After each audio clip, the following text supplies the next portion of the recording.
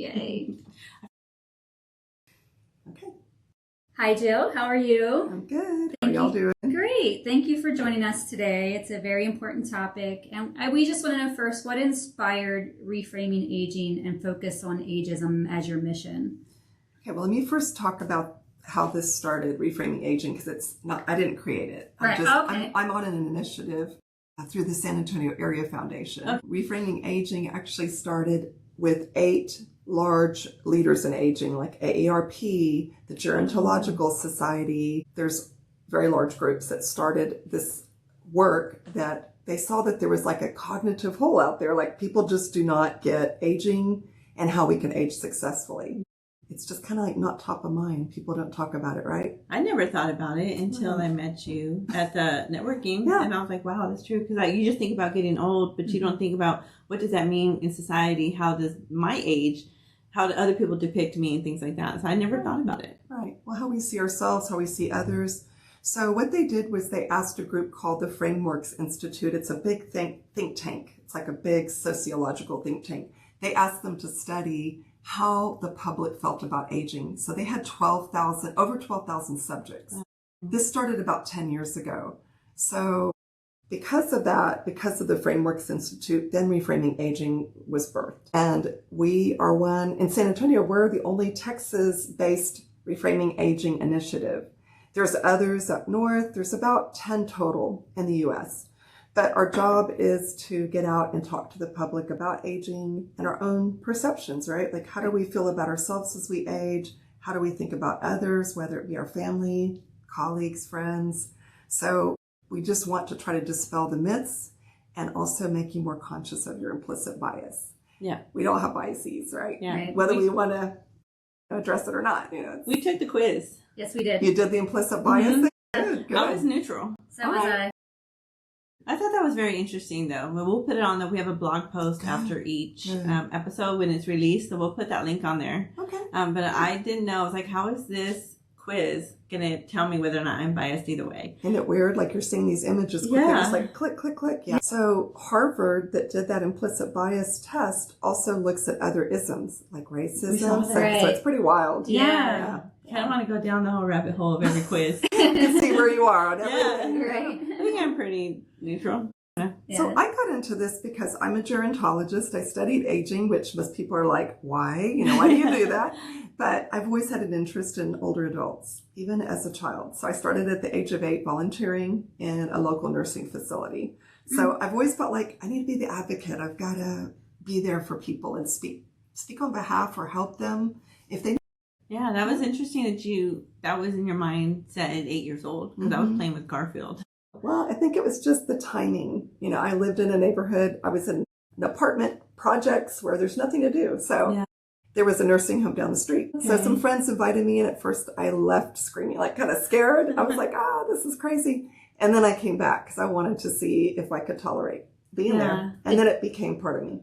Did you grow up around grandparents? Not a whole lot. I mean, my grandmother, I did grow up around, but both of my grandfathers were military, so kind of lived afar. But, okay. Yeah, I was around my grandmother a lot. I think that she was my godmother as well. And that's probably why I don't know, I find something beautiful about old people. Older people. I shouldn't say old people. Older. I know. I don't know. I'm always, as soon as I see an older person, I always want to help in some way. And hopefully that's not an ageism thing. Like, I feel like I'm being a good person. I think if we ask, like for any of us, right, if we see someone in a wheelchair, whether they're young or old, it's like, can I get the door for you? Yeah. That is right there. I think a lot of people appreciate, though, that we're being helpful. Yeah. I like the whole big pack of kitty litter for this lady at Sam's Club. I knew she wasn't going to be able to pick it up, and she was so just very grateful. Oh, yeah. I was like, that's cool. They should have helped her anyway. So how would you personally define ageism? Well, so what we're looking at is how do we think and feel or act about aging, whether it be our own aging, and we call that internalized ageism. So when I look in the mirror as I'm at 58, what am I thinking? And even for someone that works with older adults, I have to admit, I get kind of disappointed sometimes. Yeah. It's like, do I color my hair? Do I not? Do I do this? Do I do that?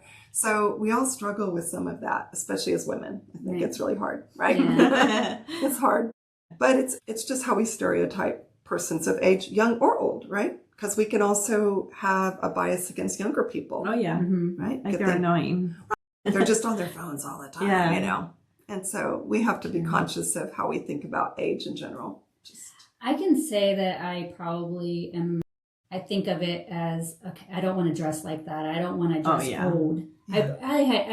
I do have that in my head. I'm Mhm. like, okay, I want to try to stay young in that way and keep my hair young, keep how I dress young. It's hard to think of that as ageism. And I didn't ever even heard of the word ageism really until my friend, she retired as a general. So she went very far in her career and was a lawyer prior to that. And she decided to do a totally new career and become like a veterinarian nurse. And she said that ageism was a hard thing in that career field because there's so many young people and she's one of the older ones. And I really never thought about it until she posted something about ageism. I'm like, I wonder how that's impacting her. When you think about it, she's a female in the military too. So she had kind of a double whammy. Oh, yeah. Oh, for sure. No, And being that high ranked. Yeah, mostly male dominant in that position. So that must have been tough too. Yeah. Wow. And now she's facing it as a veterinarian. Who would have? I know. Well, one thing studies have found too with ageism is it can start as young as age 3. So our children and our families are watching us. They're watching how we interact with older adults, how we talk to them, how we talk about ourselves. So that's just part of our cultural makeup and our socialization, right? Like what we're taught. We take all that in. I wonder what am I leaving for my daughter? Because I color my hair. Every time it starts to gray, I'm getting Botox. I'm like, what is Jasmine, my daughter? What is she thinking about that? Like, what kind of, I don't know. How does she see you? Yeah, well, or like, when she starts to get older, does she think that she's going to have to start doing that? Like, my daughter's really strong. Like, I know she's not, going to just copy everything I do, but it's just like, what kind of example am I setting for her? Well, that's a good question, right? Those are all things we think about, especially as women, because the people are looking at us so much more than the men, right? Oh, yeah. As we're aging, what's on TV, you look at the media, and it's like everybody's wanting to be youth-centric. Oh, yeah. Yeah, like you say, especially women, we're getting all these treatments and all this stuff, and men, they are, what do they call how men age? Distinguished. Distinguished, yes. Like the gray, you look smart and wise. Yeah, it's okay to have wrinkles and you smile. Not for us, though. It's a double standard. Double standard. What are the most common stereotypes? I think what we hear mostly is terms like dependent, which is sad because not all older adults are dependent, just like not all younger people are dependent. Like decrepit, needy, senility is a big word that we see a lot. Even in my work, you hear about dementia, and you just assume if someone starts forgetting, it's like, they got dementia. It's like, well, we all forget. I forget my keys or I'll forget things. Like people can't say I have dementia. I think even with midlife and as we get older, some of the things we hear in the work world is that person is just looking to retire now. They're just, coasting through. They're not tech savvy. Another thing that I was going to bring up, Ashton Applewhite, she's like the guru in ageism. She wrote a book called This Chair Rocks, a manifesto against ageism. But one thing that she brought up was the sexless senior. So a lot of people assume that older adults aren't having sex, which it's not true. So except for me. Me too. Retirement communities, some of them have high rates of STDs. That's my what God. I've heard. Yeah, my mom, she has a friend that lives in the retirement. Well, it's a senior center, and she said it gets wild in there. I'm like, Mom, should I protect you? Wild parties in the senior center. I guess they want because they feel more alone. Even though they're surrounded by a bunch of people, they want to have somebody close to them. So can you talk about how ageism shows up in the workplace, especially for women? Yeah, I think we see disparities, right? I mean, it's been happening for quite a long time, but even in women live longer, so we might be in the workforce a long time. But what we're seeing is that change in the pay. So I could be doing the same job as a male, and I'm going to get 80 cents to the dollar to what that guy's making. So there are disparities. So we see that, and that could really impact how people think about themselves and the job they're doing. One thing we also see is with older workers, sometimes they're not treated as well. So sometimes it's like pushing forced retirement, And then people that go to work later in life, like they start a job, they're going to get 20% less in pay than what they would have gotten prior. So there's a lot of disparities, but what the studies show is a lot of older workers are very dependable. They're good problem solvers. They're still creative. They're really good at relationships at work, like keeping, bonding everybody and keeping people together. So I think there's just a lot of myths, stereotypes. You're right, though. We do have that double whammy because not only are we getting paid less because we're women, now with the age situation, I was like, wow, I never thought about that. Yeah, sometimes you're forced out. And there is a lady in my group that was she was a journalist and she was pushed out. She was forced into retirement. So it's kind of cool that she's in our group. Yeah. We don't see her all the time because she lives in Buda, but she does speak about her experience being kind of forced to retire. Before her time, she didn't want to. Yeah. So when women face ageism at work or even in their personal lives, how should they handle it? I think you have to really educate yourself. Like understand, like we talked about earlier, internalized ageism. Like how do you feel about yourself? Because that comes out, right? It's true. If we start to think that we're not worthy or that we don't deserve the same pay as that male or that we don't deserve the promotion, or maybe I want to get trained. Maybe I want to do a new job at this company.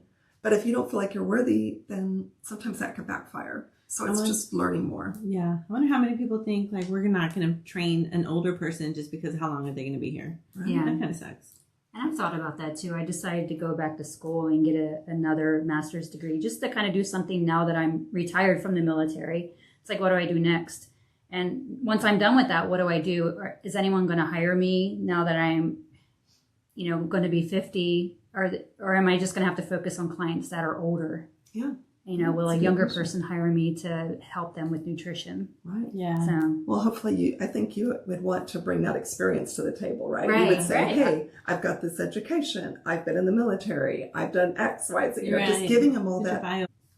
I think just also showing them that you are part of that team, right? That you want to be a part of the team. And, there's just so many skills that older adults bring to the table that some younger people don't have. Yeah. Think about just wisdom. like work ethic. Big one. That's a big one. I mean, Showing up. Now that we don't, and when you're older, like for me, I'm an empty nester. I'm very dependable. Like I'm going to be there. If I'm on the work schedule, I'm going to make sure to be there. I have that work ethic just from also being in the military for over 24 years or whatever. But yeah, we're very dependable. Yeah, and I hate being late. I know. I would go nuts if I was late. I work with older adults and the bar set high. Yeah. And some of them are dependable, so it's like, I've got to be dependable too. Yeah. So I know a lot of people joke around with like over the hill. Why do you think humor is used to mask attitudes against ageism?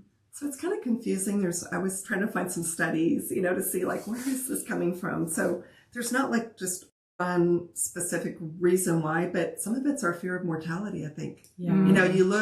I've even seen older adults do this to other older adults. I used to work at a retirement community and people brought in their walkers to the dining room and you'd have people saying, why are they bringing that in here? They should leave those out. And it's like, well, if they don't have the fault. Yeah, there's just a lot of like even discrimination amongst themselves. Yeah. So I think it's that fear, and also it's kind of a loss of control too. So it's very psychosocial. Yeah. I think, just how do we see aging in general? Is there that fear factor that you're afraid to die? Or time's coming to an end? Like I have clients in their 80s and 90s, and some of them, it can be kind of tough. Yeah. They're looking at, how much longer am I to go? Everybody else has passed away. I'm the only one left. So it could be some fear. And I know we were just talking about this prior to at Party City when you go to celebrate someone turning 50. It's all over the hill, black. Buzzards. And everything is like gravestones. And I'm guilty of that too, because I remember when an old boss turned 50, we did that to him and I actually made a tombstone cake for him. So I'm guilty of that too, and I was younger. So I mean, it was a joke, but like this says, it is ageism. And I think it's a way for us to deal with our own, right? Like we think, he's turning 50, I'm going to be 50 someday, so how am I going to deal with this, I know, I just got my AARP card in the mail. I turned 50 this month. All right. Thanks. They start before 50, don't they? They start mailing it to you at 48. I got my official card, though. All right. I think using humor is a good way to deal with it. Because it's like, I'm so forgetful. Or, and I think it's just easy to make fun of myself than to deal with maybe what's really going on. Yeah. So, I think that's with anything though, right? Yeah. Like we need to just laugh at ourselves. Yeah, I love it all day. Our knees hurt, our elbows hurt. Right. I need readers. Well, That's why this is in 16 font. yeah. I know, that's why I got cards. Gotta have it. And how does it intersect with other biases such as sexism and racism? Yeah, there's that intersectionality, right? It's huge. So ageism is the only ism that impacts all of us. Think about it. Oh, wow, yeah. Right? I mean, because That's true, gender is regardless. different, race is different, but we're all, if we're fortunate enough, we're all going to age. Yeah. Right? So I think what we see is there's gendered ageism, which we were talking about the workplace, women. Yeah. So we see that where there's pay disparities, Mm-hmm. opportunities for promotion don't always happen. So those could be considered norms. Then there's that invisibility of the female at the workplace. But then we have ableism, which sometimes we say because a person's older and in a wheelchair, we think, well, yeah, they're in a wheelchair because they're aging. But it's like, you don't know if they had a disability earlier or Accident could have had or an something. accident and then they're going to improve. So we can't just make the assumption that things are going bad. I'm sure a lot of people do. Oh, yeah. We just assume, oh, they're old and nothing's going to change. And it's like, no, things do change. And everybody's different as they age, right? Yes. We've got someone like Jane Goodall that just passed away, Oh, right? yeah. She was doing research. I mean, she died at 91. She was about to do a speech. She was on a tour. Oh, What a way to wow. go. So ageism and racism is the big one, though, because that, especially for a female, they've already had disparities and issues with, discrimination in the past. So I think what we call that is a triple jeopardy. So if I'm a female who's a minority and I'm also aging, sometimes it could be tough, especially in the workplace or just in general. So it's good to think about, just to be conscious of how do those overlap and how are we working with We need to people? be sensitive to that. Because I'm horrible at making a joke. Like, as people get older, they can just get a job becoming Walmart greeters. That's a horrible thing to say. I know. I'm disappointed in myself. I think I've even said that about myself. When I get stressed, I've said, God, I just go be a greeter. It'll be so much easier, right? Right? Yeah. But I've seen young people do that job. I used to always assume it was older people, but I've seen people like younger than me. Oh, yeah. Doing it. Sample. I think Walmart hires older people because they're friendlier. Yeah. I agree, yeah. I just don't see a younger person having the same personality as, and maybe that's my ageism against younger people. Because it works both ways. It does. And I only think ageism is for elderly, but it's all around, And they're dependable. They're going to be there to greet you at 4 a.m. Right. Even if they don't want to, right? What role does media play in this and advertising? Well, we see, gosh, things are evolving a little bit. We're seeing more older adults in positive roles, right? Like Matlock or whatever it is, the one with Kathy Bates. Oh, Kathy Bates, right? yes. She's right. So that's a positive role where she's the older person, but she's doing investigations and things like that. So it's kind of cool. Other movie that was really good. I think it's called The Intern, and I can't remember. Oh, with Robert De Niro. That was so good. You have to watch it, Okay. And he was just like, he got hired by Google, right? As an intern. And people were just kind of dismissing him because he was elderly, and they were just giving him, I think the person that was running the company was just kind of like, oh, we have to do this just because it's a good thing to do for the community. But she ended up really needing him, and he was so valuable to her. Like, it was just a really good movie. But that's what I think of when I think about ageism. Yeah. And I think about Frank and Gracie, or Grace and Frankie, the show that was on Netflix. Hilarious. They just kind of break the mold. But what we're seeing is there's less of a representation in media. So it's only 1.5% of characters on TV are older. So not very many. And they're mostly in those commercials, like for life insurance. Medication. Right? Yeah. Well, it is like that, AARP. Mm-hmm. Yeah. So then if you think about it, the kid sees that, they're going to think that's what all older people are doing, that they're falling and can't get up, I'm on the meds, or that it's a life of luxury, like I'm on the cruise. That's right. But like, what about just the regular person? Everyday person, right? That's true. Yeah. You don't see too many news anchors being older either. Especially women. I've seen men. I've seen men sometimes, right? The women, they don't always stick around. Barbara Walters. Yeah, she's still around, right? I think she did. I think she passed. I think so. So for someone who is listening, who feels invisible or dismissed because of their age, What's your advice for reclaiming their voice and presence? I think just like we talked about earlier, being aware of your own feelings towards your aging, but also to get involved, right? Because I've met a lot of older adults that kind of stay isolated. And it's like, well, why don't you volunteer? Like do some intergenerational stuff. So get involved with kids and families. Like you could do that through church or synagogue. You could do it through community centers, libraries. Yeah. You know, just all kinds of ways to interact. Watching one of the videos on the website, and one of the guys was talking about we only celebrate older individuals when they're doing something great, like a marathon or even a bodybuilding competition. And that's the only time we celebrate being 70 because they ran a marathon. Right. I was like, yeah, that's so true. Well, we call those that's kind of an opposite side of things. Instead of the myth of the decrepit person, we call it the super senior. Yeah. But not everybody's going to be jumping out of a plane or doing the big stuff. It's probably a small like 1% of 70-year-olds run marathons. Not many. So I think, just being able to dismantle some of those myths. Just say, how am I a part of a community? So that people look around and say, oh, this person is playing a role. Right. And despite their age, they're still involved. Yeah. When you worked at the senior centers when you were younger, what were you doing? Oh my gosh, I did things you would never let a kid do today. I was doing physical therapy. I was feeding people that were blind. Back then we had the phone booths, so people would be in a wheelchair, so I'd put the quarter in the phone and dial the number for them. Oh, that's cool. I pushed people in the wheelchairs. I did activities. I did a lot of stuff. Read to people. Yeah. So I did that. Cool. Very good. So I kind of had a love for older adults then. Yeah.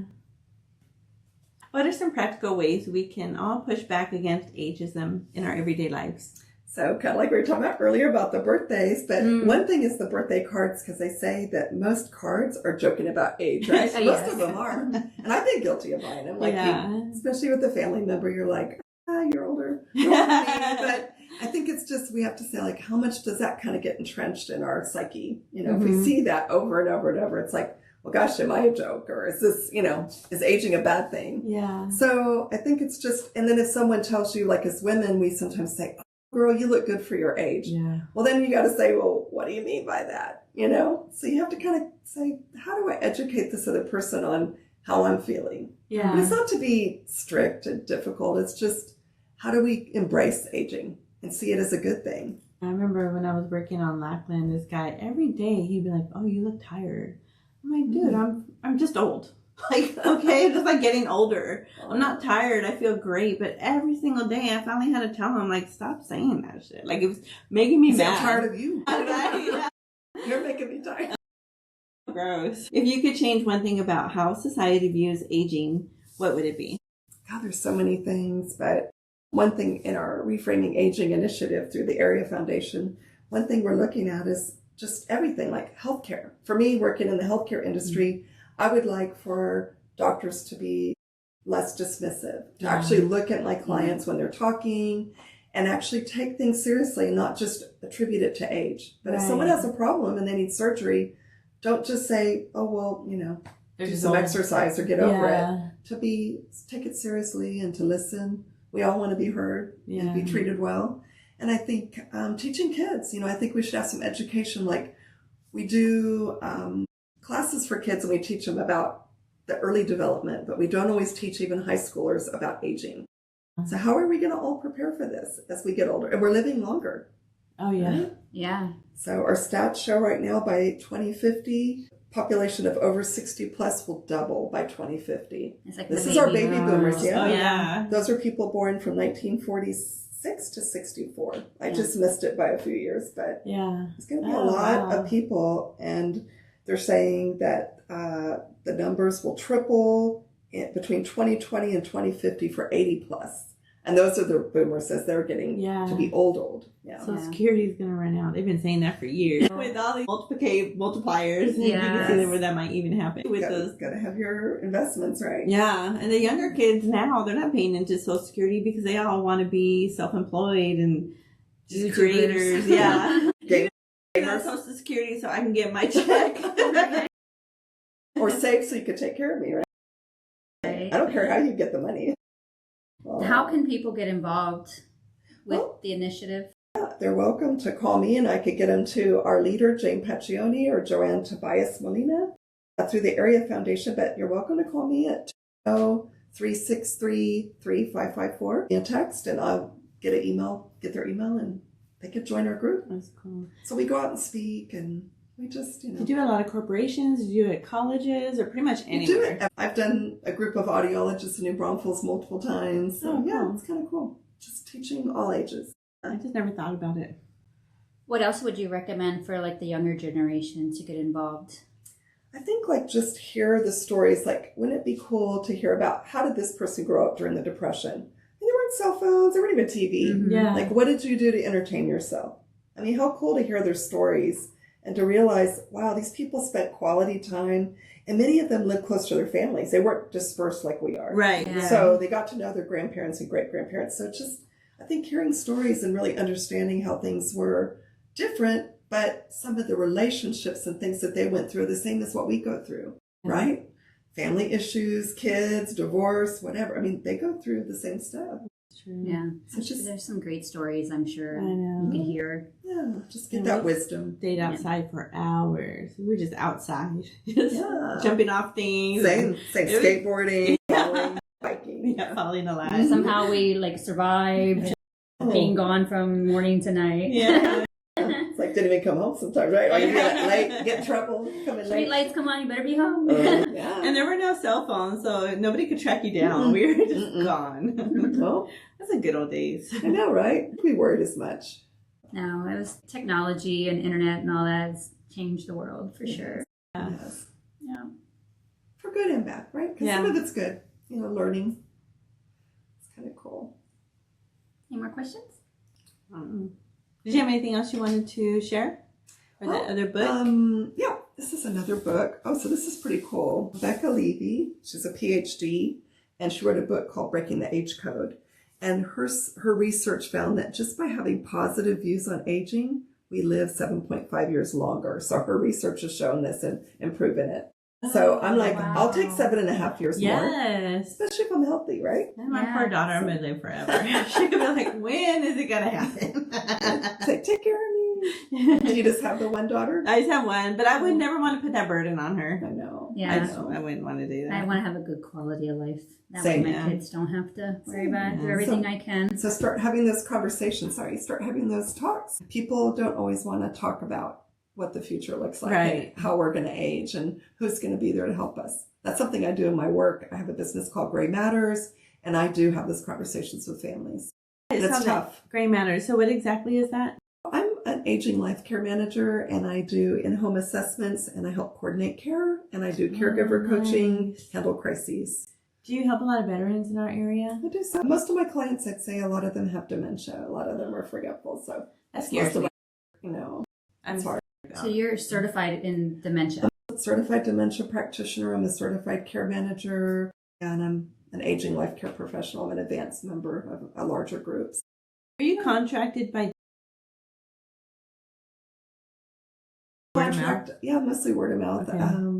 I'm contracted with a large employee assistance program, so that's been helpful because if an adult child has that plan, then I can help their parent. And the family member may not even live here. The adult child may live out of state, and I'm working on the parent locally. That's good. So, It's yeah. nice to have someone you can trust. Yeah. So How many clients do you currently have? I have about 10 long-term, but I do a lot of consults. So I'd say most of my work is like going in to do an assessment and help develop a plan. And then I help That is so coordinate the good. care, and I'm done. Yeah, But that's then very- people call back. A lot of times something new comes up, and I jump Yeah. back in. Yeah. I mean, I could see that happening for me. Just, my daughter's up in Dallas. Okay. And then just me being here by myself, like once I start aging, she's probably not going to know what to do. And I wouldn't want her to like move anywhere. Well, and you might move closer to her at some point. You Yeah, I never thought know. about that when she has kids. Yeah. A lot of people do that. Yeah, I don't know the statistics on it, but they do say being around your grandchildren helps you live longer. I would think so. I Yeah. would think so. Just staying active, right. engaging. Well, moving, you're moving with them if they're running. You're Yeah, gonna go chase them. right. Moving, you're using your brain. So healthy aging entails like learning new things, engaging with others. Like during COVID, we had a lot of older adults isolate. Oh, yeah. And so we saw a lot of decline in depression during that time. So engagement is critical, using our brain, like I said, movement, all of that. So it's really important for good aging. Just keep going, keep moving. Just keep going. Yeah. Keep running marathons. Yeah. Okay, I'll leave that to you. I'll leave that to you. All right. Well, thank you so much for Thank joining you for having us. me. It's a really Appreciate good it. conversation. That's Thank important. you. Yes.